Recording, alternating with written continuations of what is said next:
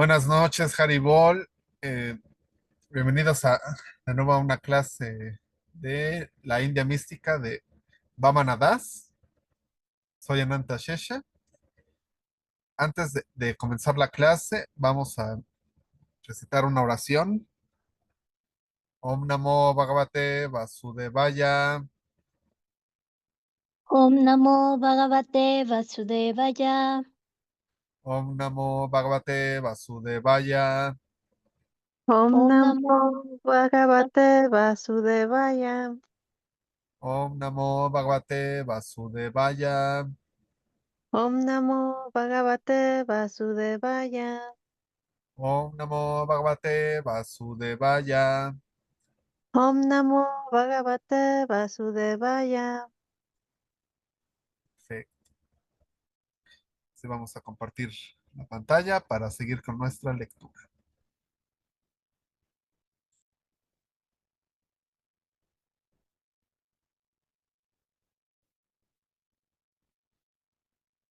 Me dicen en cuanto la puedan ver, porque dice que todavía está cargando. ¿Ya se puede ver? Ya se puede ver. Con sorprendente potencia, el nombre de Dios y la palabra sagrada Om hacían eco por las montañas y los valles, a través de las florestas y en nuestros corazones a medida que subíamos los escalones. Con el sonido a la canción se elevaba, demorándose el tono trémulamente, hasta que con la U alcanzaba su mayor potencia y con la M lentamente se desvanecía. La canción, sus palabras y su melodía, el secreto que yo suponía tras ella, me fascinaba con irresistible intensidad. Llegó la hora del crepúsculo, mientras el pacífico Om del coro llegaba hasta nosotros desde arriba. Regresé con Sri otra vez a Almora, a través de la densa oscura de la noche en la floresta. A la luz de un candelero empaqué mis enseres en el hotel. Al día siguiente, Sri mismo me condujo al refugio de los peregrinos. Este consistía en un grande bungalow, hermoso, pero en penosa decadencia, con pilares en todos los salones, el cual había sido remodelado como un ashram o casa de peregrinos. Me concedieron un cuarto para mí solo. Tenía dos ventanas y una puerta de cristales. Sri me aconsejó que tirara todas las sillas, dejando una o dos solamente. Así lo hice. Ahora el mueblaje constaba principalmente de una mesa y una alfombra muy sucia en el suelo. Me enteré que Sri pensaba marcharse dentro de pocos días y que tal vez no volvería durante algunas semanas. Cuando mi maestro se despidió y la brisa de la tarde murmuraba en la copa de los árboles alrededor de aquella extraña casa, me di perfecta cuenta de esto. Por primera vez estaba completamente solo. Ahora vamos al capítulo 6. Diario de los Himalayas. Esta es mi primera noche. Disculpen, es mi gato, no anda pidiendo comida. Si lo escuchan desde allá. Esta es mi primera noche en la casa de los peregrinos. Desde las 8 hasta las 9 me siento en el suelo de piedra con los otros peregrinos sobre mi pequeña estera. La única luz es un pequeño quinqué de petróleo. Los swamis se sientan uno al lado del otro, a lo largo de las paredes. Solo uno, un hombre de ojos oscuros y fanáticos, se ha sentado en el centro del salón. Los otros lo sacuden y lo empujan con el fin de quitarlo de ahí. Él no se da por enterado. Se halla sumergido en profundo trance. A veces parece que dirige su penetrante mirada hacia mí, por aquellos ojos desencajados de glóbulos fijos. Pero en realidad está bien ajeno a lo que pasa en torno a él.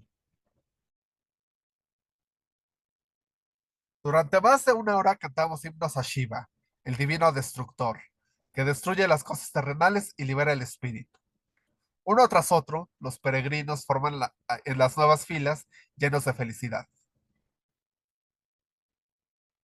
Una ola bate contra la playa, luego otra, centenares de ellas.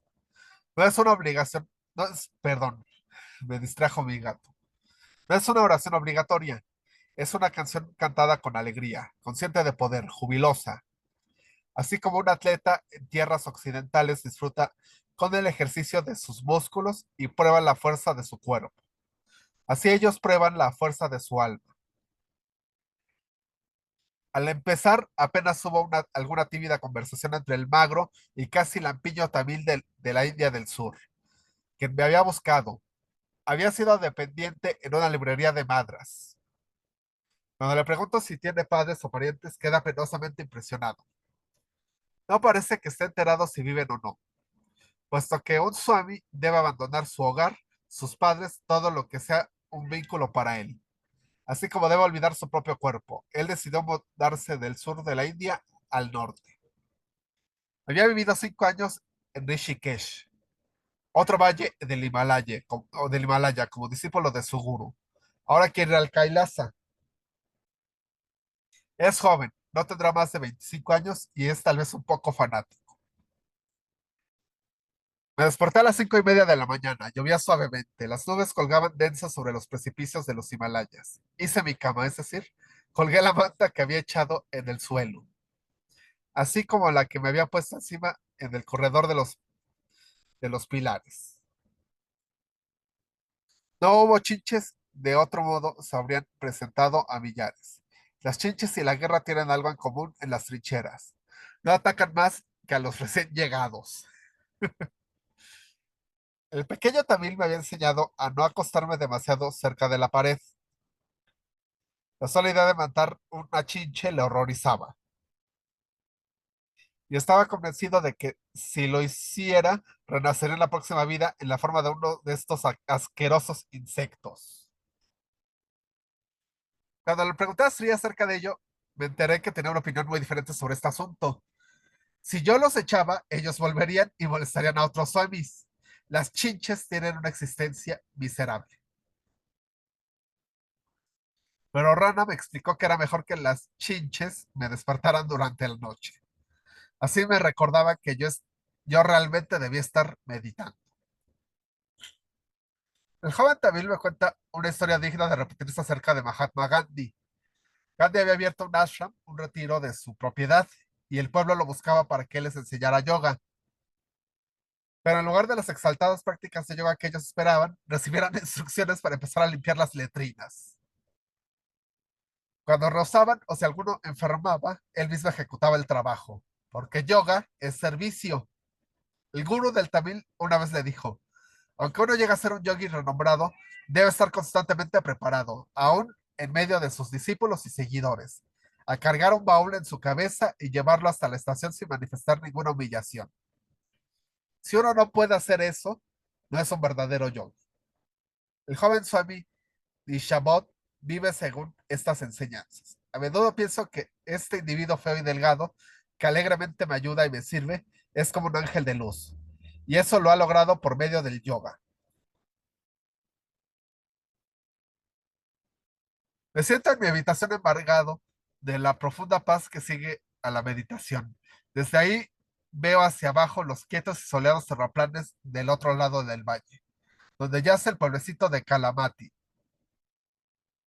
Luego echo a andar a la clara luz de la mañana, descendiendo un poco hacia el valle.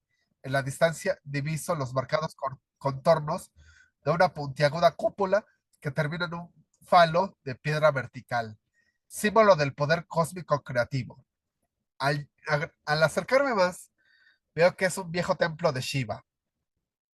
A la entrada se ve un gigantesco árbol que hace, que hace poco fue rajado y carbonizado por un rayo. Encima y debajo del templo hay inmensos estanques de piedras llenos de agua.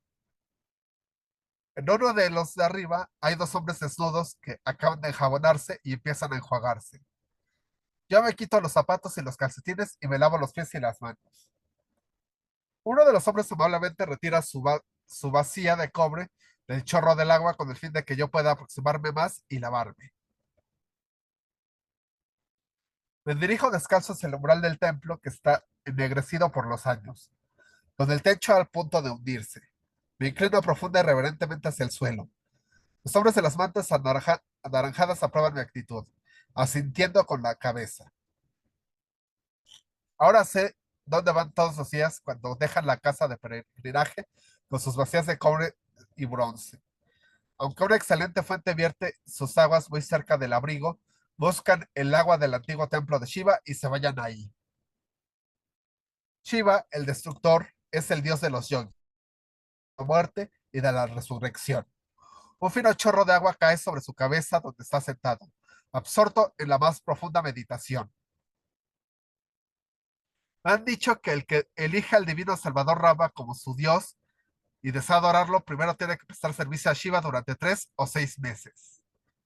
Rama, Narayana, Vishnu, Vamana, todos estos no son más que diferentes aspectos del único Dios todopoderoso, Krishna.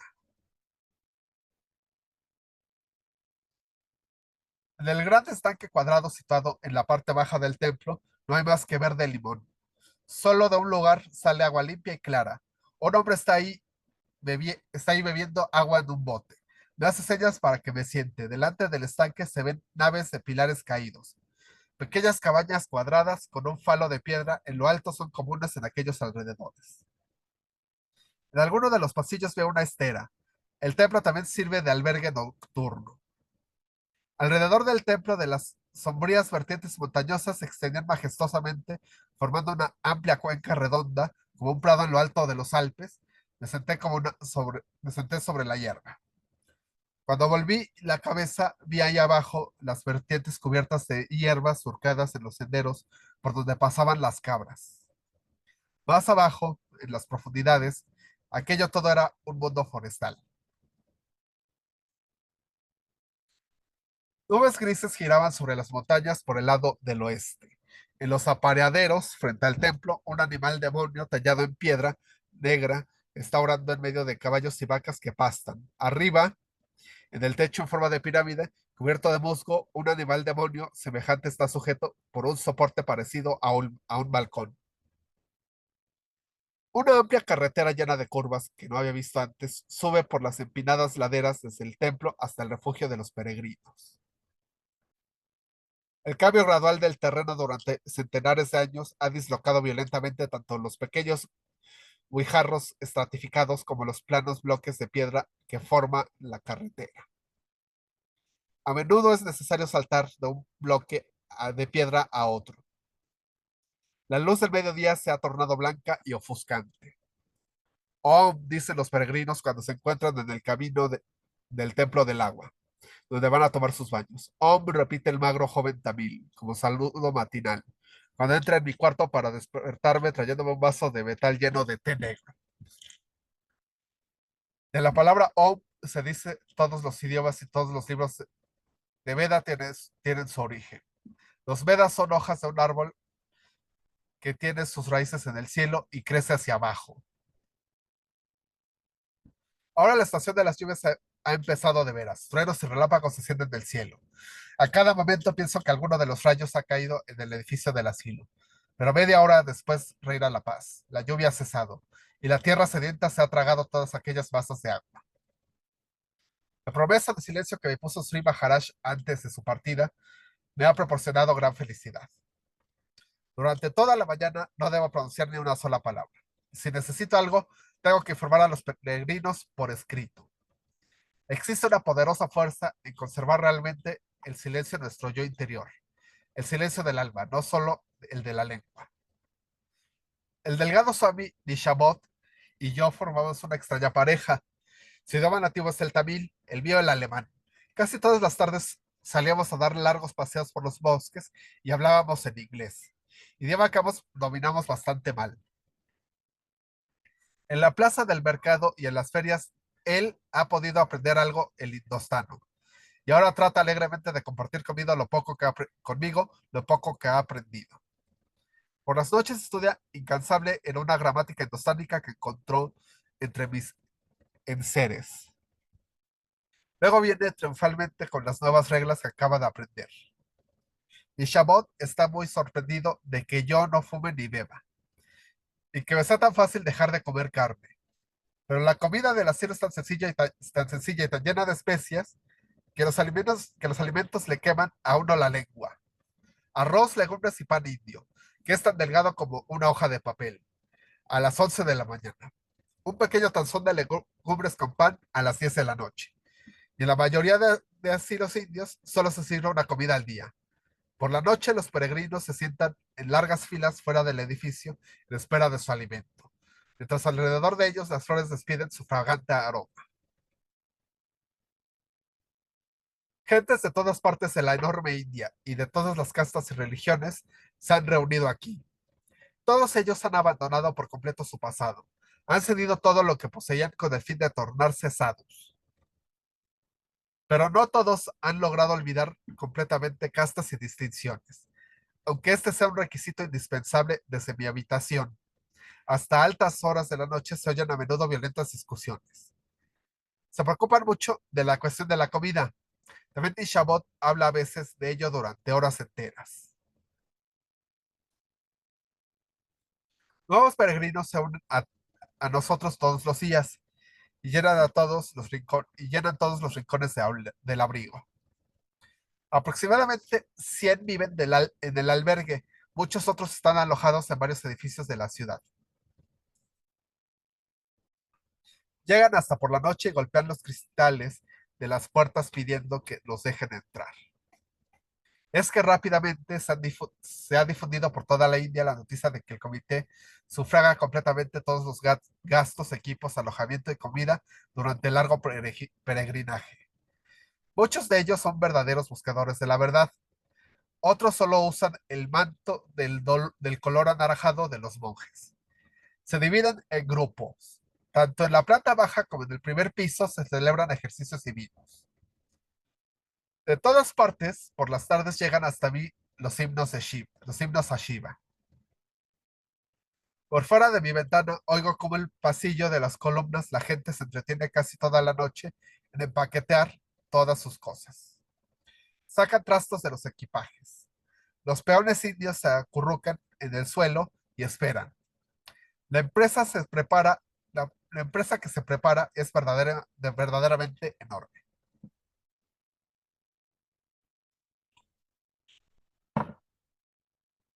La estación de ferrocarril más próxima está a 120 kilómetros de Almora.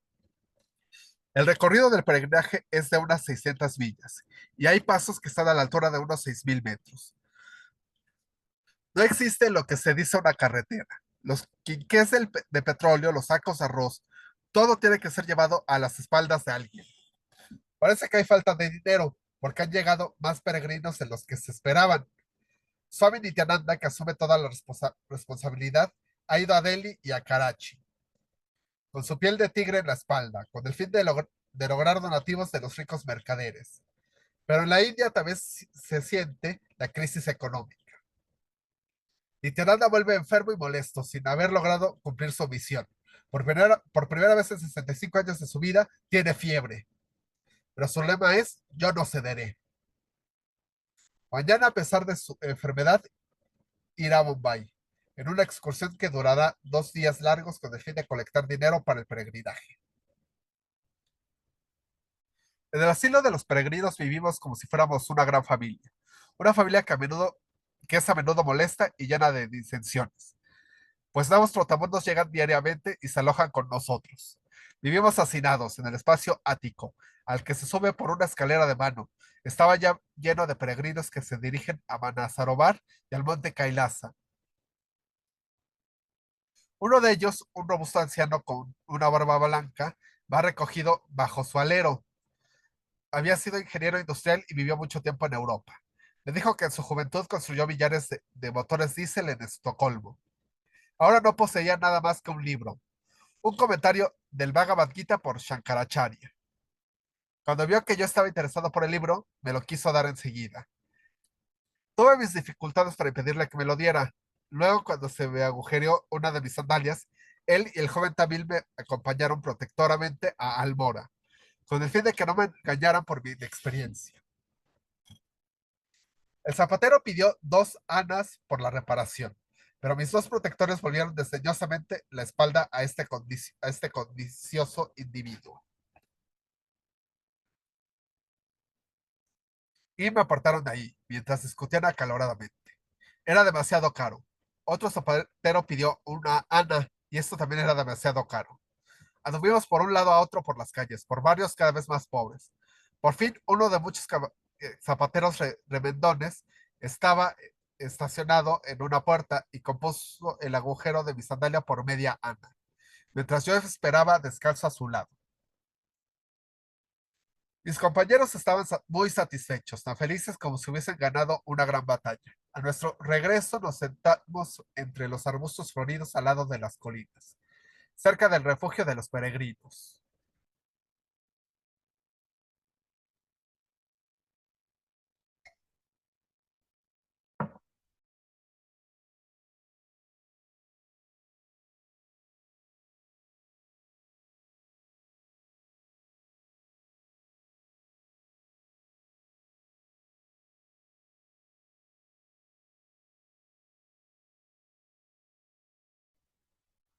He enfermado de disentería. El agua de Almora tiene mala reputación.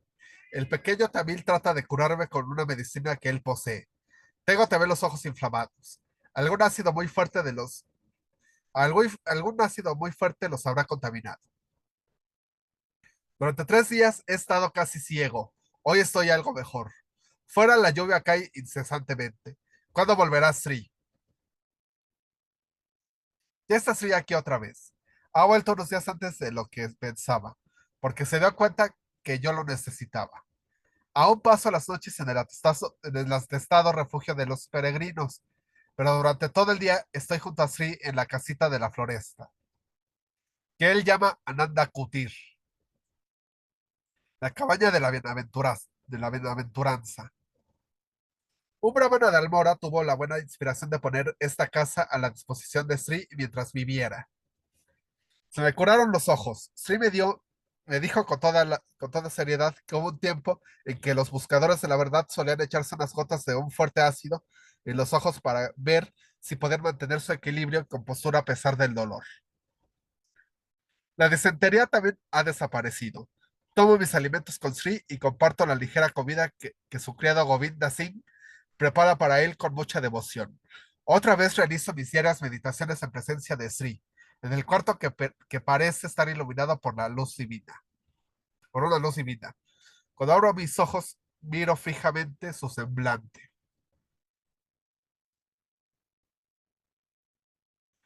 No está aún decidido si debemos emprender este año el viaje por los pasos de las altas montañas que conducen al lago Manasarovar o al monte Kailasha en el Tíbet, o si esta vez solo será una corta expedición con el fin de explorar el camino. Sí me ha pedido que después vaya a su casa, en la ciudad de Nasik, y viva ahí como su discípulo, como su hijo.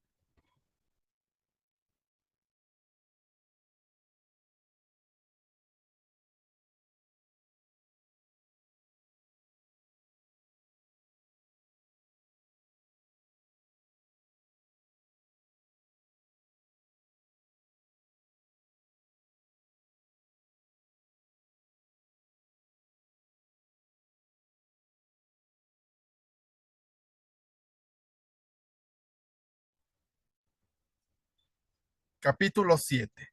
Peregrinaje al Himalaya. Después de la meditación matinal me siento a escribir un rato. Sri Maharaj llamó a la puerta de mi cuarto de meditación. Tenemos que marcharnos ahora. De un salto me levanto y me pongo los zapatos más que deprisa. Fuimos al refugio de los peregrinos. Los signos que tenían pintados en la frente brillaban más que nunca. Un hombre se había untado toda la parte superior del rostro con tierra blanca. Detrás de él, un hombre muy joven, poco más que un muchacho, estaba sentado en cuclillas. Las líneas de su frente se arqueaban sobre el puente de la nariz de forma que parecían formar una flor de loto. Había otro de piel tan oscura que parecía un negro. Dos o tres tenían magníficas barbillas. Orgulloso como un rey, el viejo y bien conservado Sanyasi estaba ahí sentado, el que dormía en el pasillo de las columnas del lado de fuera de mi cuarto, y que ejecutaba el pintado de su rostro tan cuidadosamente como si fuera una hermosa joven. Cantamos. Había un monje gordo, con un tupé de pelo espolvoreado de ceniza, situado en lo alto de la coronilla de su cabeza. Era el superintendente de la cocina. Me había tratado con especial cuidado, y esta mañana me estrechó afectuosamente contra su ancho pecho. Ahora era él quien daba el tono e iniciaba el canto. Nosotros cantábamos a continuación. De repente su potente voz cambió y se tornó chillona. Vi que el sudor corría abundante por su rostro y sus ojos estaban llenos de lágrimas. La partida se efectuó con mucha ceremonia. Marchábamos en 4 columnas. El Maharash, el príncipe que había venido desde muy lejos para tomar parte de aquella festiva ocasión, Sri Maharaj y yo, los tres, marchábamos delante. Cada uno de nosotros llevaba una flor amarilla en la mano. Íbamos cantando y en las montañas repercutía el eco del canto. Los moradores del lugar permanecían delante de sus casas y nos saludaban con las manos cruzadas. Nosotros respondíamos agitando las flores en alto, mientras el rumor de nuestros pasos se confundía con el canto. Pasábamos sobre los asperones de Almora, siguiendo la interminable calle llena de tiendas alineadas sobre las irregularidades de la montaña, unas veces a la derecha, otras a la izquierda. El panorama se desplegaba súbitamente, y nuestra mirada seguía las vertientes y terraplanes de cada lado de la ciudad. Cantábamos este día que era el primero en que los peregrinos se ponían en marcha sobre la carretera del Kailasa, la montaña sagrada morada terrenal de Shiva. Era lunes, el día de Shiva. Aquel nombre vibrando en nuestros labios, el nombre de Dios, nos transportaba como sobre las olas del ondulante mar. El panorama se ofrecía majestuoso a nuestros pies. Alargadas nubes de niebla de muchas millas de longitud se enroscaban sobre el paisaje como la gruesa serpiente gris que Shiva lleva alrededor de su cuello. Por deseo de Sri, nos reuníamos en un grupo separado de los otros peregrinos. Esto era un paseo encantador, un mundo de rica floresta con claros arroyos que reflejan el cielo. De todas las direcciones, cristalinos arroyuelos fluyen hacia abajo, de los pantanos, de los precipicios y de los árboles que suben hasta los cielos. Flores bellísimas y raras crecen en los ennagales. Los torrentes de agua, Catarina, y las cascadas no parecen ser cosa terrenal, es agua celestial, el agua de la vida. El lugar donde el valle está entrando en una extensa pradera. Se llama Yageshvar, es decir, Shiva, el señor del mundo. Es uno de los lugares más sagrados de la India, sí, de todo el mundo. También se llama el pequeño Kailasa. El gran Kailasa está situado más al norte, en el Tíbet, al otro lado de las cumbres cubiertas de nieve de los Himalayas. Es un retiro mundialmente famoso de peregrinación, y sin embargo, hasta ahora no he encontrado ninguna tienda de comestibles. 1 o 2 docenas de casas de madera, pero todo un mundo de maravilloso trabajo en madera tallada. El árbol de la vida, la centellante rueda del sol y similares representaciones en rojo y azul, ennegrecidas por el tiempo, adornaban las ventanas y puertas de las cabañas. Y en la playa, donde corre el agua cristalina, se ve el atrio del templo, rodeado por un muro. 2 grandes templos a Shiva y muchos otros de menores dimensiones se encuentran a sus alrededores. Balaustradas con tejados de madera ensanchan todos los lados en las inclinadas torres. El templo no está dedicado a Shiva el destructor, sino a Shiva el conquistador de la muerte. Yo iba al lado de Sri con mi vestidura anaranjada, a través de los patios entre las frías y húmedas paredes, y en cada puerta recibía flores. Finalmente me paré delante de una estatua de piedra roja que representaba a Hanuman, el jefe de los monos, que con un pie aplastaba a un monstruo. Lo mismo que en los que en los países cristianos, el arcángel Miguel tiene el pie puesto sobre un dragón. No ha sido por medio de la fuerza humana que él ha vencido al dragón. Hanuman está tranquilo, absorto en la meditación, con su mano puesta sobre la frente encendida de la fuerza espiritual. Sus pómulos animales son bien ostensibles. Pasamos bajo otro árbol gigante y vi en otra piedra una pintura representando a Hanuman, dibujada en colores muy rojos. Hanuman sostiene una montaña en la mano. Lakshman, el hermano de Rama, había sido herido en una batalla. Rama ordenó a su fiel sirviente Hanuman que fuese al Himalaya a buscar cierta hierba medicinal. Hanuman voló en un segundo.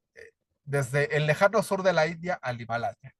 Pero como no pudo encontrar la hierba enseguida, cogió sencillamente una montaña con todos sus bosques, árboles y hierbas, y volvió volando con ella en la mano al lado de Rama.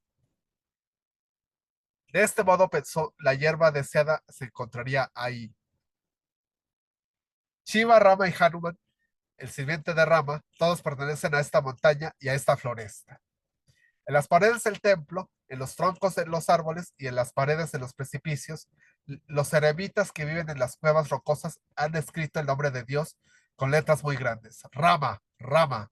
Este nombre significa dador de alegría. En su corazón, Hanuman lleva el nombre de Rama escrito con letras de luz. Se dice que este divino nombre es el que le da su poder. Hay en la India aproximadamente 700,000 pueblos. En la mayoría de ellos existe un templo a Hanuman. Dice la gente que Hanuman impide que los demonios entren en el pueblo.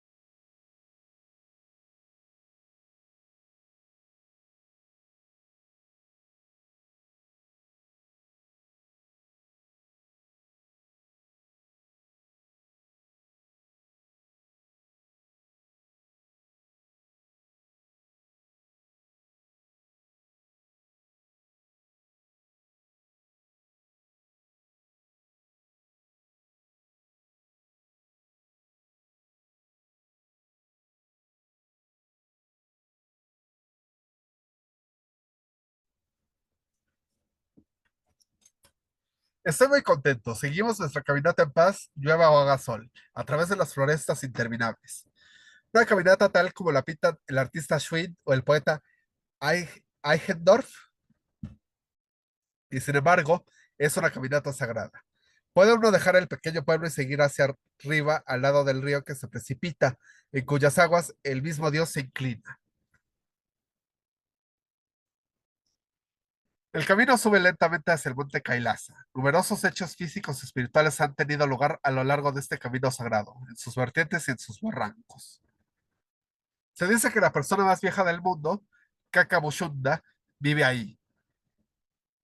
Tiene miles y miles de años, está sentado, absorto en profunda meditación y contempla el curso de los acontecimientos en el mundo. Él ha visto al mundo fenecer y renacer una y otra vez.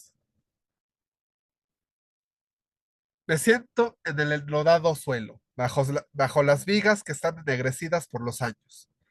En una de las salas del templo de Shiva es un asilo de peregrinos, en el que encontramos alojamiento. Una linterna de petróleo cuelga en una de las vigas. Tiene uno que andar con cuidado para no dar con la cabeza contra el techo, y sin embargo, este ático es sagrado. En poco tiempo se llena de gente. Sri se sienta sobre una manta de viaje bordada, como en un trono, y delante de él, en cuclillas, están los hombres de las antiguas familias de brahmanas, que han venido a rendir homenaje al santo y discutir con él cuestiones religiosas. Muchos de ellos también buscan que les curen sus enfermedades. Más hombres hacen su aparición por la puerta trampa del suelo y sus sombras se proyectan hasta donde yo estoy. Precisamente ahora acaban de llegar unos cuantos que desean someter un caso legal a Sri. Él tiene que aconsejar y juzgar. En medio de la multitud, mientras unos viven y otros van, y los peregrinos cantan, y mientras el estrépito nocturno del río penetra en la habitación, yo me siento muy tranquilamente con mis piernas cruzadas y continúo escribiendo. Hagamos, hemos pasado las últimas noches en casas de reposo del estado con largas extensiones de montañas cubiertas de bosques alrededor de nosotros. Hemos alcanzado el punto más elevado del viaje hasta aquí, la cabaña llamada Berinag, que significa el rey de las serpientes. Ha sido una marcha penosa. La carretera tiene subidas y bajadas, a veces extendiéndose en un valle profundo e interminable, y cálido como en los trópicos. Búfalos, cabras, pita, bananos. Luego el camino conduce hacia arriba, como si buscara la luz del mediodía. Ahora la cadena de montañas del Himalaya se halla a nuestra vista tras unas selvas que se elevan entre ella y nosotros. En el centro, una pirámide de hielo se alza a unos 7.600 metros de altura, más alta aún que las montañas que alcanzan las nubes. Se llama Nanda Devi, montañas sobre montañas, la esposa de Shiva, las criadas de Shiva, a los seguidores de Shiva, todos resplandecen en sus bordes de hielo a la luz del sol. El más cercano y por lo tanto aparentemente el más alto, el monte Trishul, el tridente de Shiva, el destructor. ¿Qué ocurrirá en Europa? ¿Habrá estallado la guerra? Después de un baño caliente y una comida satisfactoria, me encuentro maravillosamente reconfortado. Tendremos que permanecer 2 días aquí arriba en la montaña de la serpiente. Alrededor nuestro, nogales, cedros y árboles desconocidos para mí, cargados de flores encarnadas. Ahora solo nos faltan 3 días de marcha para alcanzar Ascot. 4 veces más tenemos que descender a los valles y otras tantas volver a subir las cumbres de las montañas.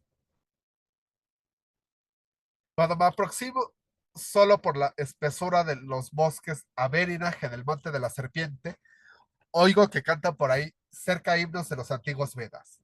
Era un coro de escolares cantando en honor a Sri, las viejas canciones que durante miles de años han sido cantadas por reyes y sabios.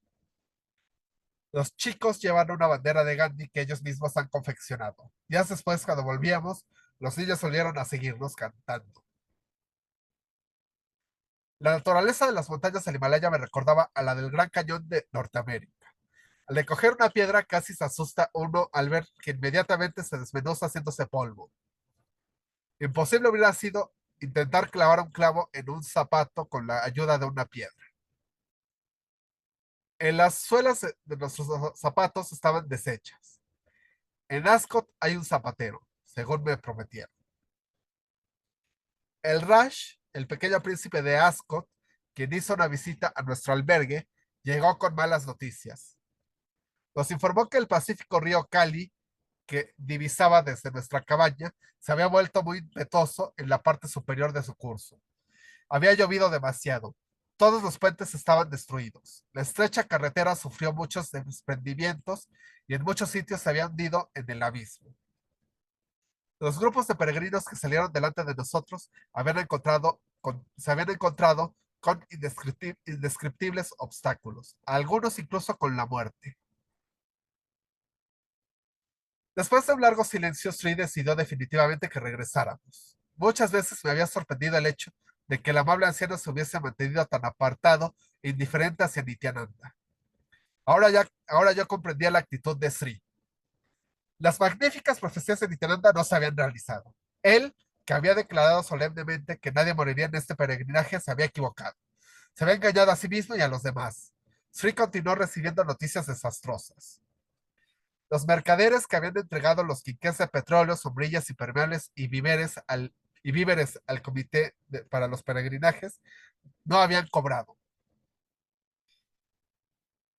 Y, y ellos echaban la responsabilidad sobre Nityananda. Este se había envuelto en serios juicios. La gente empezó a rumorear que se trataba de un aventurero que nunca había sido elegido legalmente como sucesor de Shankaracharya, puesto que desconocía el sánscrito que era indispensable. No me corresponde a mí juzgarlo. Un recién llegado a la India tiene dificultad para evitar esto. Y entre la multitud de ascetas que engañan a los otros y a sí mismos, es difícil encontrar el que realmente dedica su corazón a Dios. Los amigos de Dios no hacen alarde de ello. Es preciso la gracia de Dios para reconocerlos.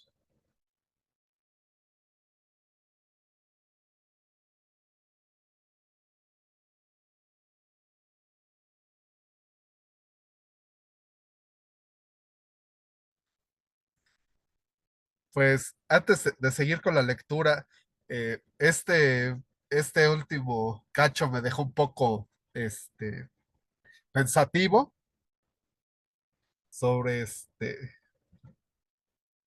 sobre estos gurús y sannyasis que llegan luego de la India y que empiezan a hacerse de fama aquí en el occidente, que ahorita tal vez ya no sucede tan seguido, pero sucedía mucho en el siglo XX. eh, pues la verdad,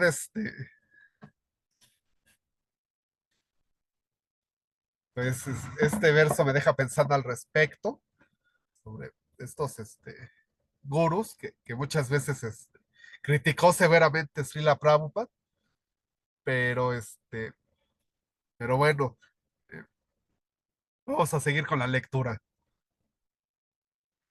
Prefiero dar el comentario más adelante. Miré suspirando desde las alturas de Ascot hacia las selvas vírgenes de abajo, los campos y las montañas rodeadas de nubes en la comarca independiente del Nepal, que parecía hallarse debajo a mis pies, al otro lado del reluciente río Cali. Era un panorama maravilloso y sonriente. Me disgustaba no poder continuar caminando más al norte, pues desde que estaba en la compañía de Sri, el Tíbet, la tierra prohibida, no quedaría cerrada para mí como todos los europeos. Sri había recibido una invitación del virrey del Tíbet occidental. Se rumoreaba que durante varias semanas 25 caballos habían estado preparados para recibirlos en la frontera. Espera hasta que llegue su hora. Entonces Shiva lo llamará, dijo Sri. Camino de regreso nos quedamos 2 días en Ascot. Durante esos 2 días, el hermano más joven del Raya estuvo con nosotros en nuestro bungalow. Los miembros de esta noble familia, cuyos antepasados habían gobernado el poderoso reino de Kumaon, extendiéndose de Sikkim a Kabul, ahora vivían como nobles campesinos o terratenientes en un pueblo de Ascot. Ellos también son descendientes de la dinastía del Sol y pueden remontar su origen a muchos miles de años. Hasta hace 100 años, todos los de la familia real llevaban el noble título de Deva o semidios. Aquí le ponen Dios, pero semidios. Cuando los ingleses tomaron su ciudad principal, Almora, en 1815 y tuvieron que retirarse a Ascot, depusieron aquel nombre.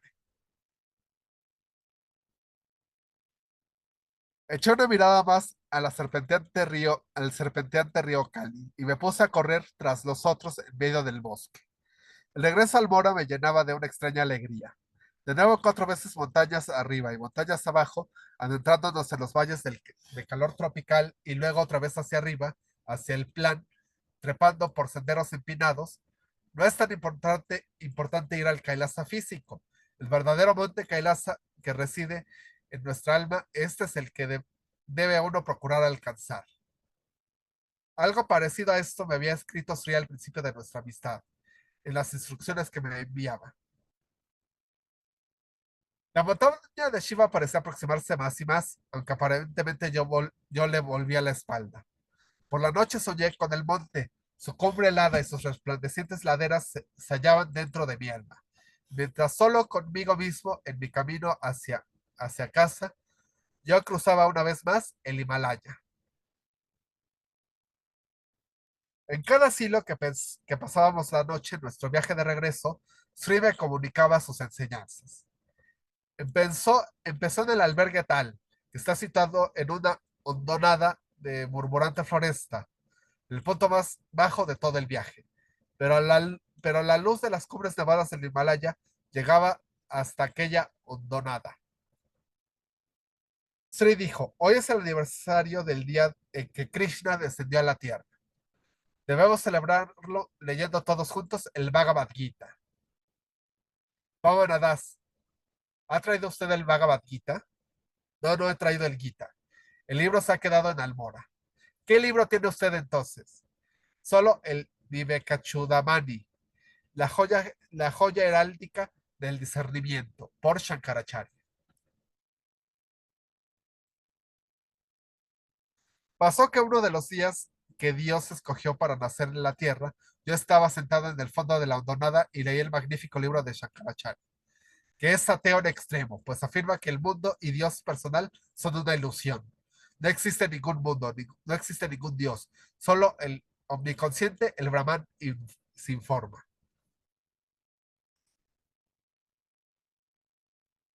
Durante el continuado viaje, mientras yo corría hacia arriba o hacia abajo de las colinas, Meditaba incesantemente en una palabra del Upanishad, en la que Shankaracharya había constituido en piedra fundamental de su concepción.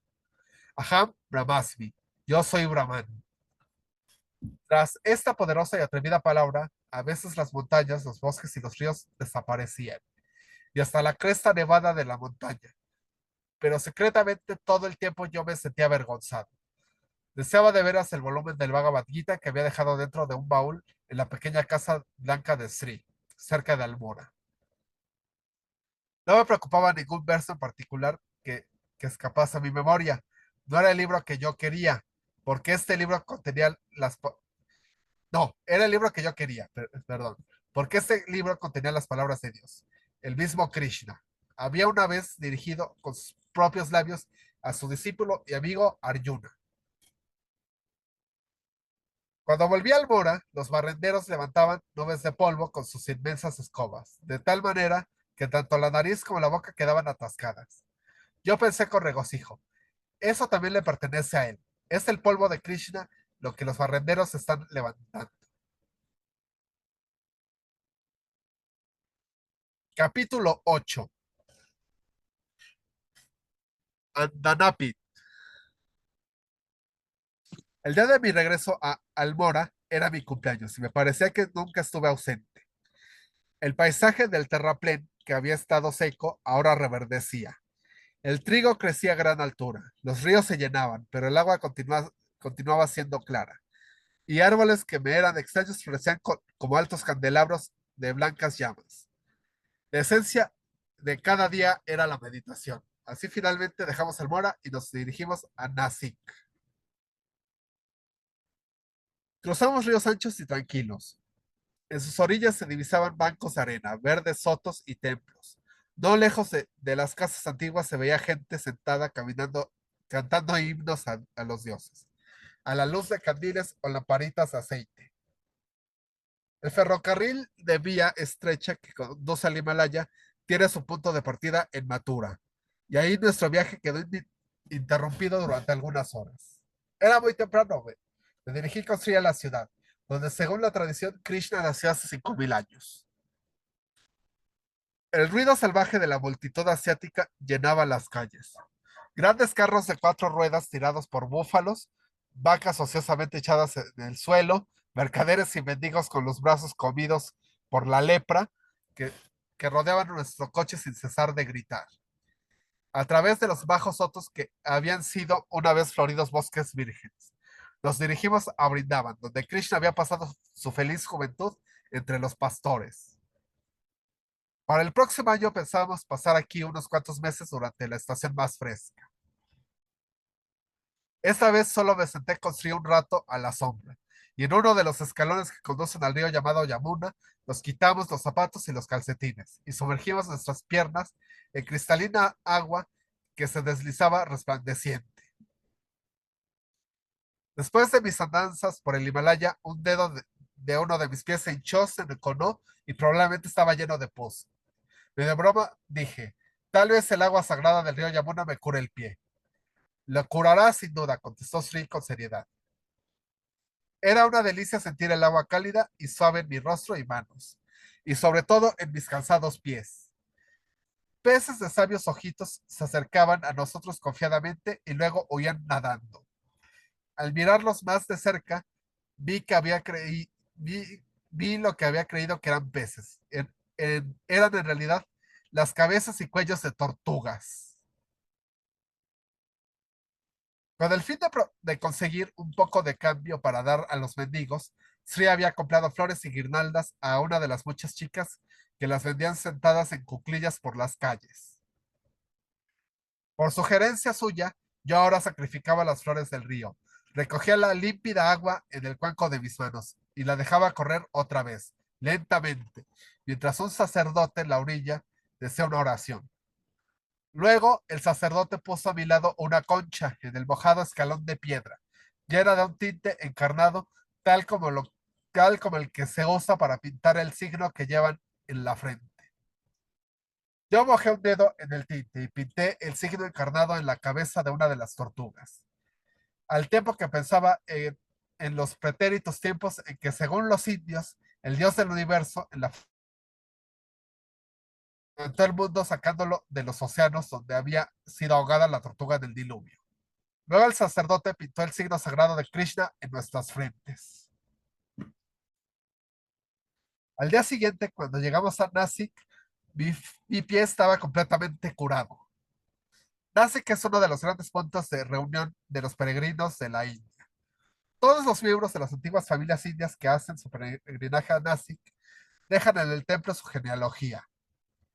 La casa de Sri llevaba el nombre de Anandapit, la casa de la bienaventuranza. Tenía el aspecto de una mansión campestre. Él recibía a sus huéspedes en una enorme habitación. Los cojines y la blanca tela que constituían su asiento reposaban sobre una piel de tigre. La habitación adyacente estaba destinada para su meditación. Cuadros de dioses y de maestros de la humanidad, adornados con guirnaldas, colgaban de todas las paredes. Yo debía llevar a cabo mis meditaciones en su cuarto de recepción con la puerta abierta, con el fin de que pudiera estar cerca de él, pero sin estorbarle. Por la noche, la puerta entre mi dormitorio y el de Sri quedaba abierta de par en par. Cuando me despertaba a las 3 o 3:30 de la madrugada, contemplaba siempre con la misma emoción a este anciano sentado, ahí, tieso a la luz azul de las estrellas, meditando en el inquieto mundo. Por la tarde, Sri me llevaba con él en sus pasos a través de su propiedad. Sri era maestro constructor. Precisamente en aquella ocasión estaba construyendo un templo a Dattatreya.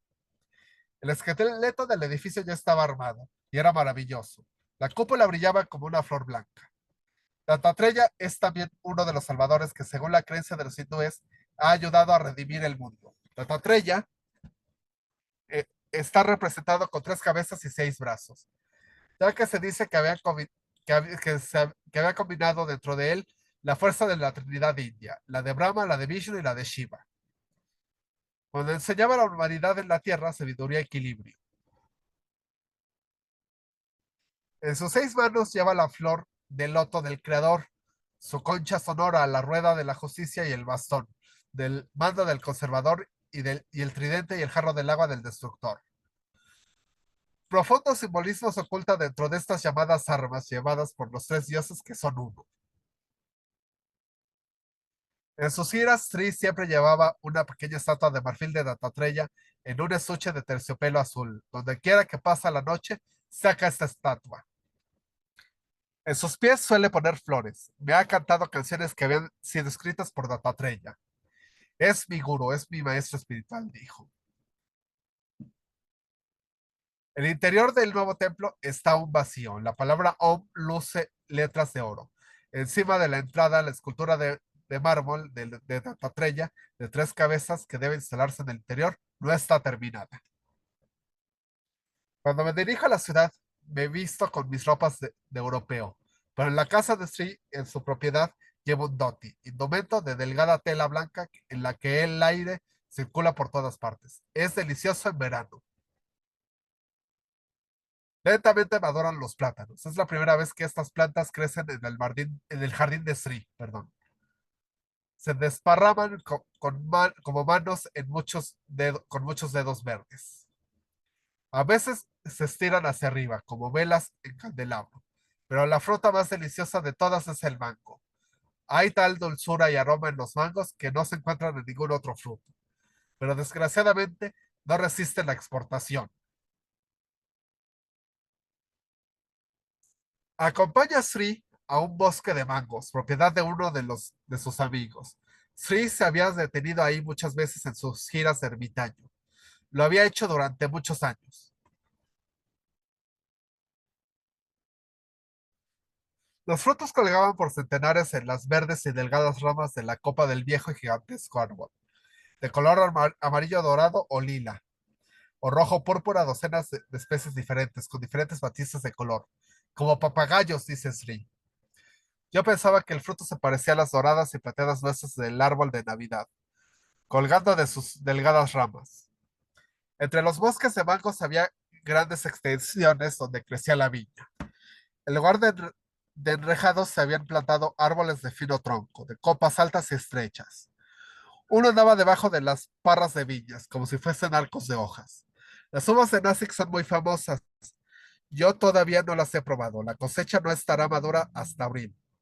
Aquí y ahí un campo Aquí y ahí un campo de trigo, un pozo. Una pareja de búfalos tira del bíblico saco de cuero chorreando agua del hondo brocal del pozo.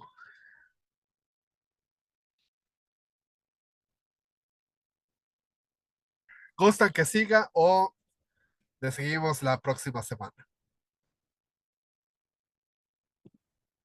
Ya nos pasamos de tiempo, entonces yo creo que aquí le vamos a parar, Bravo. Perfecto. Eh, si alguien tiene un comentario, alguna queja, alguna sugerencia, puede darla con confianza antes de que paremos la grabación.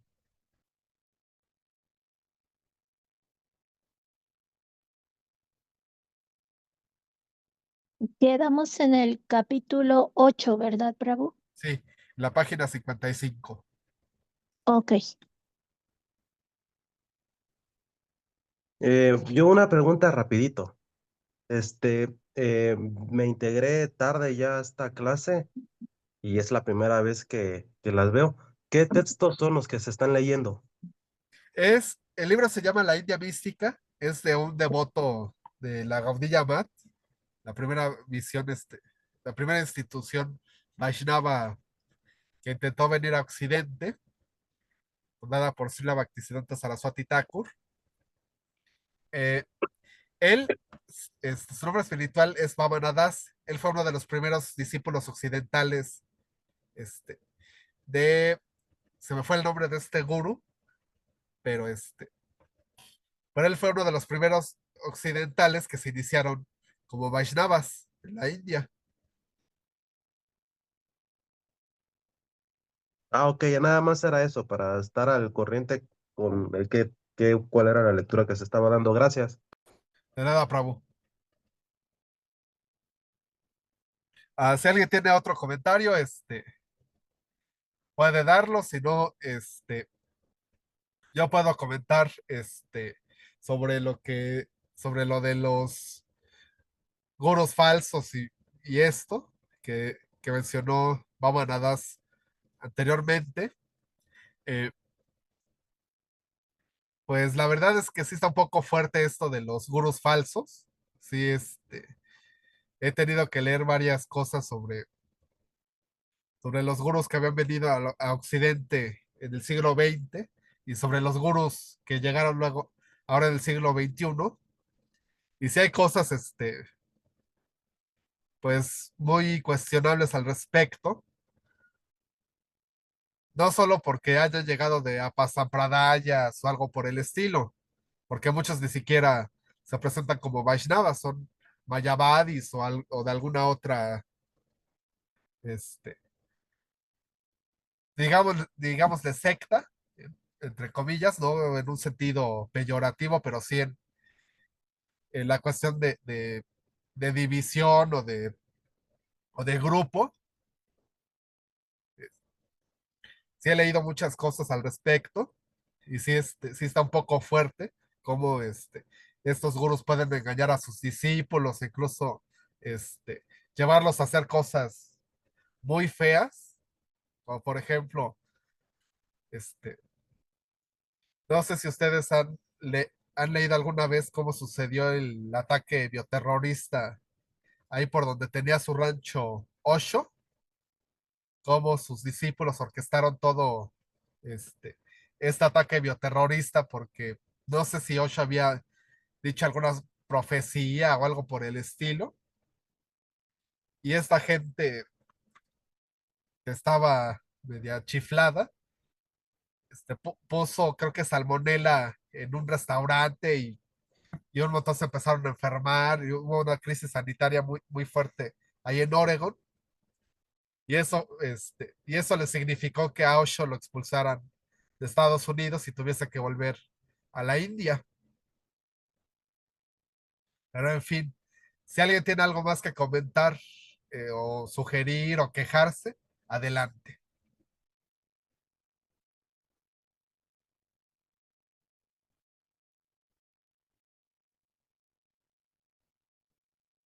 Pues No, nada Prabhu, todo más bien. que La lectura está, la lectura está correcta y muy interesante. Muchas gracias, madre. Entonces yo creo que vamos a vamos a cerrar esta sesión por el día de hoy. Recuerden que los que nos están viendo por YouTube, estas clases se suben también a YouTube. Y por si quieren entrar a las clases, pues contáctense con las autoridades de Radha Kunya Vihari o conmigo y yo les pasaré este enlace. Y estas clases quedan en YouTube guardadas, no hay problema, por si no las ven directamente. Y pues no me queda más que decir que buenas noches, Hare Krishna a todos, descansen, tengan una linda noche. Reverencias a todos. Buenas noches, Hare Krishna. Muchas gracias, Prabhu. Haribol, madre.